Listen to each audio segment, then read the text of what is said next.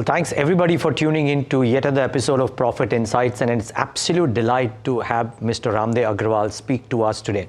And not for any other reason, it's always a delight to talk to him, but I think we are talking to him after a week of a lot of developments. And Mr. Agrawal, it's great to talk to you because until, let's say, until the 13th or the 14th of August, the markets and the hopes were looking in a bit of a disarray. And then the S&P upgrade happened. 15th August, Prime Minister Modi unleashed those GST reform conversations. And today we just learned that the HSBC manufacturing PMI numbers are at record high levels for services, and manufacturing too has inched up. My question to you, sir, were those reforms and that upgrade and the global peace talks, are they the much needed necessities in a currently growth-starved world and a slowing down Indian economy?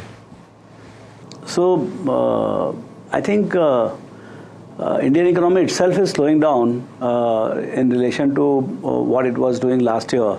If you look at the lot of high-frequency data, there is a slowdown in the economy, and it needed to be kind of brought back into the right track. Say like, so I think it started with the monetary policy. Sorry, it started with fiscal, with the budget giving a bit of a boost. Then monetary policy, where credit flow became better. Then came the rate cuts, and now comes the GST Diwali Dhamaka, and I don't know what all is there, but I think these are all leading to corporate performance picking up maybe in second half, and then from there I think it will be full blast maybe next year.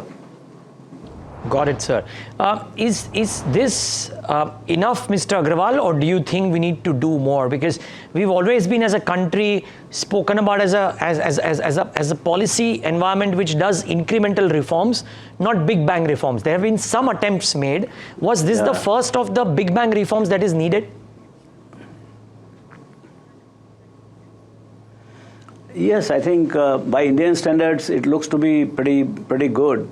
And it all depends on how much ifs and buts we put in the reform itself. Because what happens is that whether all the 12% will go to 5% and all the 28 and above will all come to 18%, do they do that cleaner job? That is very important. That we only have two rates, and I think why should I have even 40%? I think just club every damn thing on 18 and keep it very clean. Because GST is about the very simplified tax system, digital tax system. So the moment you have more complicated rates, maybe it might be a little more tax accruing or something, because I'm interested in making it so simple that the compliance increases. With the compliance increase, you get more taxes. So I'm not meaning that you should have lower tax collection. Actually, it will lead to higher tax collection if on a sustained basis you keep lowering down the GST. So this round, say 518, I think next round we should do 515, then we should come down to 510, something like that. So that, as the economy responds to the lower cost structure, consumers benefit, and it is much more affordable to consume in India.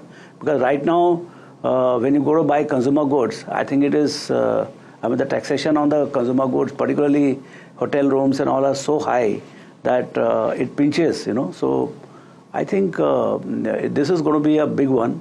And I think the success of this will encourage the bureaucracy and the politicians to take even more bolder step. Because right now, America is setting the trend that they're just throwing all the rule books to the in the air, and they're showing that yes, things like Dodge, where they're cutting the government expenditure. They're negotiating very hard with every trading partner. So I think those are good part of what is happening in the world right now, and I think those things will prevail in other economies also.